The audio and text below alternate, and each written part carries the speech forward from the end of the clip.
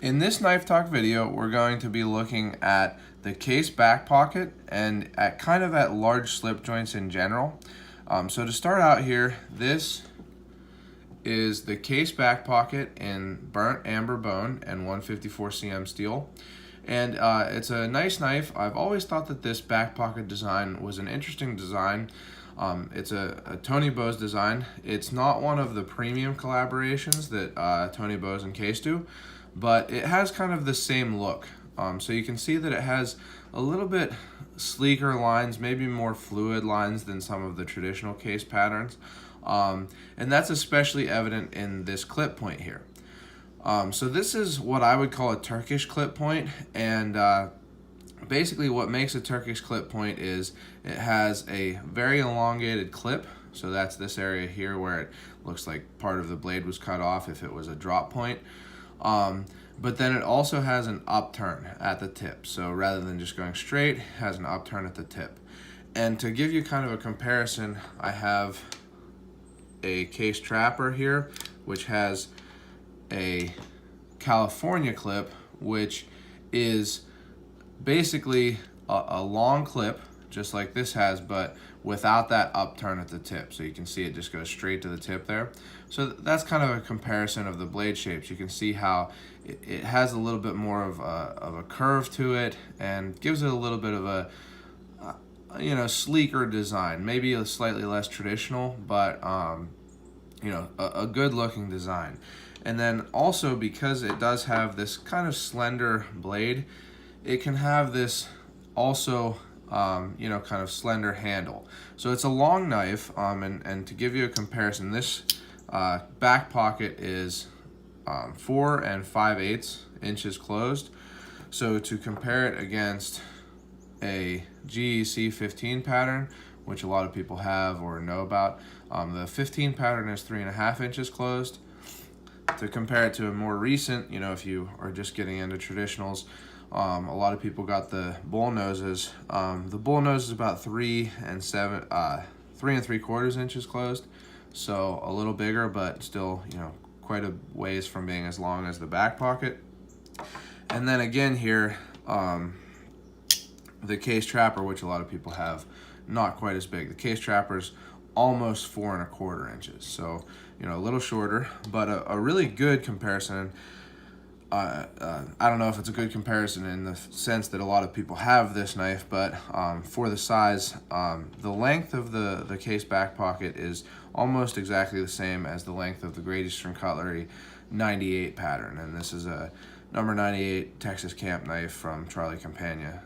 So really close in size to that, other than the width. And that's one thing that I want to talk about with this Case Backpocket. I've had it not very long. I just got it yesterday actually, but I carried it yesterday, and I was really surprised by how easy it was to carry. And I think a big part of that is the fact that it's really thin. So you can see, first of all, that it's a single spring knife, which is to be expected because it's a single blade knife. But even with that single spring, it's a thin knife. So to compare it to another large knife that I'm going to talk about here, this is a Queen folding pocket hunter, and you can see that the Case Backpocket is significantly thinner than the Queen folding hunter.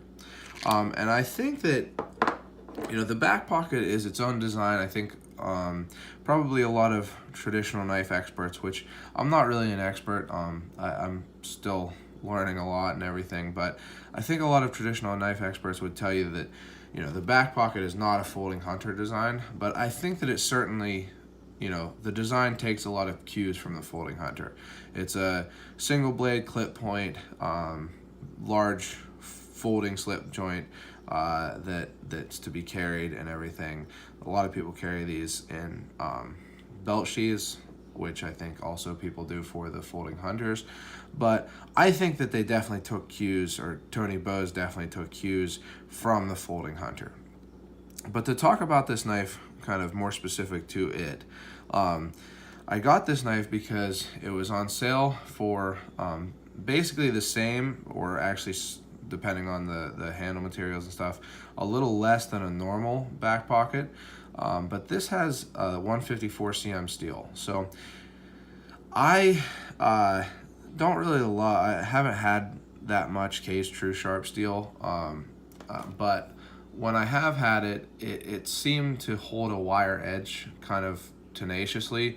So I don't love the True Sharp steel, and it doesn't hold an edge that well. I think it's around 440A maybe, like the Rough Rider 440A, but you know, it's not a steel that I love, and 154 cm is a definite upgrade. And that's what this steel is, and I think being that the price was right around the price of other back pocket knives without the upgraded steel, this is a really good value. So I got this, and it came really quickly, actually, quick shipping from Shepherd Hills Cutlery, which I guess is the biggest case dealer. That's the first time I bought anything from them. But and the first thing I noticed was, first, it's a big knife. Definitely not a small knife. Secondly, I thought it looked really good. I think that this blade, they put a lot of work into it. You can see that it has a really nicely done swedge on both sides there. There's no scratches. It's kind of a satin finish, which is a good looking satin finish, and has a nice plunge line and everything, and it came really sharp also. So I was really happy with that. I think they put you know, maybe some extra work into the blades on these 154 cm ones. You can see that it has the Case XX, and I believe that it's a 5X. Yeah, there's 5 X's around the stamp there. And then on the other side here, you can see it has the model number TB61546, and then the steel 154 cm, and then the USA stamp. So nice blade, and then also it has nice action. So I wouldn't say that this has like the smoothest action of any knife that I've ever had or anything like that, but it has no play, definitely no play, nice and tight when, you know, it's open.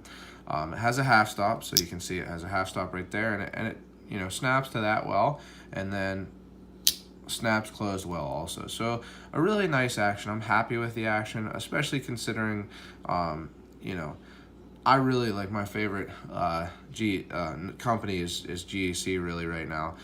It has been for a long time. And recently, you know, the 43s had kind of light snaps. I mean, I was fine with the snap on mine, but the 46s recently had really strong pulls that made it so I actually decided not to keep my muscle bone whaler because the secondary pull was so strong that I didn't think I was going to be able to, you know, use it. And even the again, the bull noses, right? Some people thought that they had really strong pulls. Now, mine smoothed out. It's really not that bad, but actually, it's not bad at all. I think that that's a good pull strength for a working knife. But considering the kind of variation, it's nice to have a really, you know, kind of right where it's supposed to be at a kind of a 6, I'd say, pull strength, and good snap and everything like that. No rub really on the liners, which is nice also. So good action. Now it's pretty well centered. It does, if you can see it there, favor the mark side a little bit, but it's pretty well centered. It's not going to rub the liners or anything like that. Let's see what else. The fit and finish is good.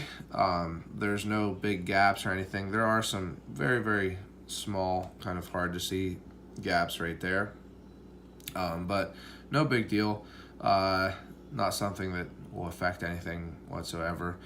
Now, the one thing here, this mark side cover does have a crack in it, so you can see going from the shield up to the top, there's definitely a crack, but I do think that it looks like that crack was there before they put the pin in. I'm not sure, but I probably will contact Case about that and see if that's something that will stay stable, you know, and won't affect the knife or won't start to fall apart or pull apart or anything. Or if it is something that they should repair, because another thing to kind of mention with any Case knife is that they do have a good warranty. I actually think that I used it once when I was way younger, from a knife that my dad had given me that I don't have anymore. But you know, there's lots of reports of people using Case's warranty and it being really good. So I'm sure that they'll, you know, tell me what I should do on that, and it'll be fine and everything. But otherwise, the fit and finish is really nice, and I'm really happy with it, especially for the price. Now, the original price, and there's a sticker on the box that says the original price, was over twice as much as what I paid for this knife, and I don't think that I would ever have bought this knife at that price, to be honest. You know, I don't think that it's a bad decision or anything. It's just not a knife that I would have bought at, I think it was like $150 or $140 or something like that, the original price. But I am happy with it at the price that I paid. And good fit and finish, like I said, and everything. Good action. Let's see what else. It's nice and sharp, everything like that. One thing here, it did come with this little lanyard. I think it's a nice touch. My girlfriend said that this was the only thing she likes about this knife. So, you know, I guess some people really like these. I think it's a nice touch. I don't love it. It's, you know, kind of cool and everything, but it's a nice little addition. Makes it easier to get out of your pocket and everything. Now, I have to say that I'm not a huge fan of these burnt amber bone scales. I think, you know, it's jigged burnt amber bone, and I think that it's must be kind of going towards, or they're trying to go for the bone stag look, because, you know, it's burnt like bone stag is and everything. But it doesn't quite make it because of the pattern of the jigging. It just looks like jigged bone that's been burnt. And I don't think it's the worst looking, you know, handle material I've ever seen. I do prefer it over, I haven't had one, you know, in hand, but a lot of cases like acrylics with the swirls and stuff like that. So, you know, definitely not the best looking handle material to my eye, but I'm all right with it. I think that it looks like a traditional knife, and, you know, that's good in itself. But, you know, I think that I would like it better if it had maybe dyed rather than burnt covers. But that's pretty much my thoughts on this knife. I'm happy with it. I'm really happy with the action. Oh, there is one other thing here. This is something I forgot to mention because I don't care about it at all. But some people really care if a backspring is flush. The backspring is not flush when opened. It is when closed, but it's not when the knife is open. So if that's something you care about, be aware that that might be something that you'll get with this knife.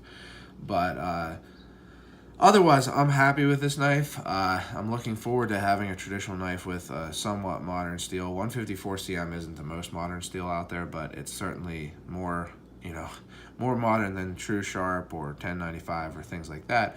Not that 1095 and True Sharp and 440C don't work fine. They do, and I enjoy using them and everything, but sometimes it's nice to have a steel that's gonna, you know, hold its edge longer and not rust still.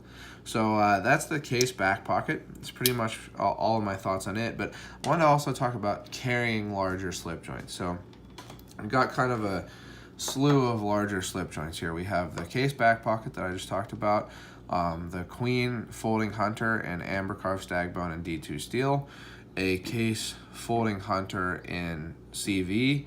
This was my dad's knife. It's really old. I think it might even have been his dad's knife. It's either from the 60s or the 40s. I forget. I should have looked at, before I made this video, but anyway, it's pretty old. And then this is a Great Eastern Cutlery number 98 Texas camp knife with Cranberry Jigged Bone and 1095 steel.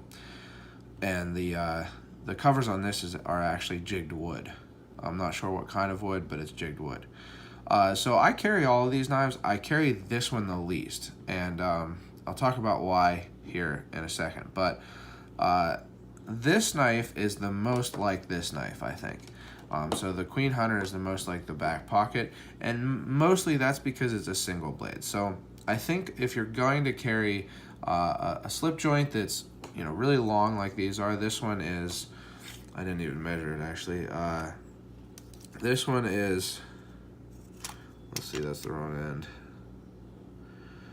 5 1/4, something like 5 1/4 inches. So it's definitely a big knife, but I do carry it, and it's not too bad to carry because it is slender. It's a single blade, you know, it doesn't, you know, it's not super heavy actually for the size, and it has a nice big blade that you can use, and this is going to be enough blade for really any cutting task that I encounter, at least. Even you could definitely use this, I haven't yet, but you could definitely use this as a hunting knife. I mean, as its namesake, this would do well skinning, especially with Queen's D2 steel, which is nicely heat treated by Peters Heat Treating. I've always thought that was a cool tag stamp there with the Peters Heat Treat D2. So definitely a very capable knife, and that's one of the things I like about these large slip joints, is that they are very capable for, you know, how slender they can be and everything like that. Moving on to the knife I carry, you know, also, I don't really carry this one that much again, but I also carry this knife. This is, again, the 98 Texas Camp knife. It has a clip point main blade like all of these. And this is a really nice knife. Now, it's not quite as slender as the Queen, but it's pretty close. And the reason for that is you can see that the covers themselves on the Queen are much thicker than the covers on the GEC. So they shave off a little bit of width by keeping the covers kind of thin on this one. So it makes it so you can definitely carry it. Now, one thing that makes this knife less carryable is actually the bail. I wish that this knife didn't have a bail, because if you carry this loose in your pocket, and I like to carry these larger slip joint knives in my back pocket, if you sit on this bail, it's very, very uncomfortable. It is super uncomfortable. So I either wish it didn't have a bail. I think that with a knife this size, it's best to just carry it in your pocket, not try to hang it, which is what I sometimes do with this bail. So before I had my keys stolen and had to use the dangler that was on this, I had a dangler attached to it, so I would attach that to my belt loop and then put this in the pocket. Because if you attach the dangler to your pocket, it would basically do nothing, because this knife is so long, it would still be sitting sideways. So I've always wanted to try one of the 98s that they made without the bail, but it's just something where they're usually really expensive at this point, so I haven't yet. But I do carry this knife despite that, and I've used it a lot. I use it camping a lot. I've used it on hunting trips and things like that. And one thing that's nice about this knife, especially being that it's not too much thicker than this single blade knife, is that this is actually a 4-blade or 4-tool knife. So it has this really long, really useful clip point blade. It has a sheep foot secondary. It has an awl, which is a really useful tool. I really like awls to be on knives.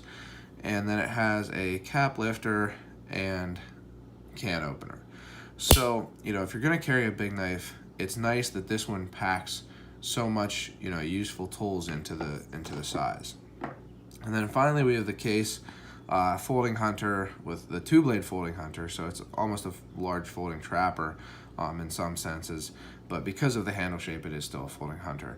And this one has a clip point main blade, and then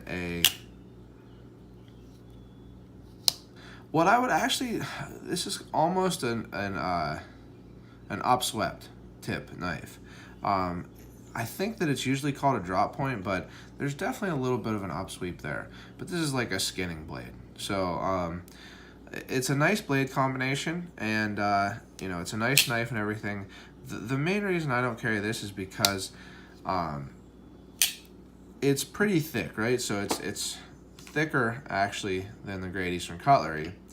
And yes, it does have 2 blades, but when you have a blade this size, do you really need another, you know, blade that has pretty much the same profile? So if you look at these 2 blades, you know, this one has slightly more belly and this one has slightly more of a pointy tip, but they both basically can perform the same, you know, function. This one's a flat grind and this one's a flat saber grind. Actually, this is a hollow grind, I think, but this is a saber grind. They basically perform the same function. So I think that this knife, I would rather have a single blade. But the other reason that I don't carry this knife is because it is so old, because it's kind of a family heirloom at this point. I probably should clean it a little bit. I guess there's some dirt that's built up in there, but so I don't carry this one as much. But kind of what I wanted to talk about is why you might want to carry a large traditional. in the case of something like this, it's just a useful, tool to have this long of a blade, and being that it's pretty slender, it's not that difficult to carry. Something here, same deal, and this one's a little bit more sturdy, right? It's not that hard to carry, but it's nice and sturdy. It's not gonna, you can use this as hard as really any modern knife, and I'm gonna get to that in a second. And then this one, you have 4 really useful tools in a knife pretty much the same size as this, if not a little smaller, because it's not as long. So I think that there's good reason to carry a larger traditional knife. Now, one that I don't carry all that often, but I have more for novelty, is this Remington Master Guide. It is really big. So you can see here that it's the same size as the Case Folding Hunter, and the same size as the Queen Folding Hunter. And it is still really slender, but it's pretty thick again. So this one's a really cool knife, and I carry it sometimes, but it has, not the greatest fit and finish and stuff, so I don't carry it as much, but I think it's a really cool knife, and I guess it fits in well with these here, being that it is so long and slender and everything. But one thing I wanted to mention also, I carried yesterday, and probably will again today, along with this Case Backpocket, my Zero Tolerance 0561, and I carry them together because I think that the handles go together well. But why carry one of these, when this is an option? Well, let's look at the blade length, right? Comparing these two. So they're about the same, right? And the handle of the Case Backpocket is about an inch shorter. So a little easier to carry. Let's compare it even maybe to a closer example. The Queen Folding Hunter, the blade is longer on the Queen, right? Definitely if you go by pure blade length rather than edge length. And the handles are about the same length, but it's a little thinner, right? So I think sometimes it's easier to carry. Now that might not always be the case, and I like to carry a traditional along with a modern knife, but especially something like the Backpocket, it's definitely a thinner knife. Now, a lot of people really like a pocket clip, and I carry this with a pocket clip. I usually carry a knife with a pocket clip every day alongside a traditional, and it does make them easy to carry. But I think that sometimes the traditional knives without a pocket clip that are a little bit thinner can be a little bit more low profile. So if you need to, this isn't something that I have to worry about at all. I work in a martial arts school where lots of other people there have knives and stuff, but if you do work in an environment where you maybe don't want to have this thing, right? You don't want to have this, I guess, to some people, like really big, intimidating looking knife.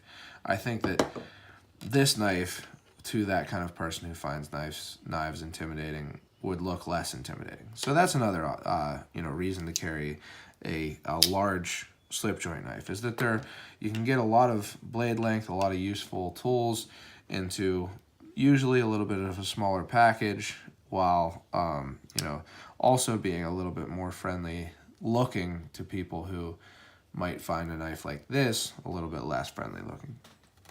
So that's just some thoughts on larger slip joint knives and on the Case Backpocket in general.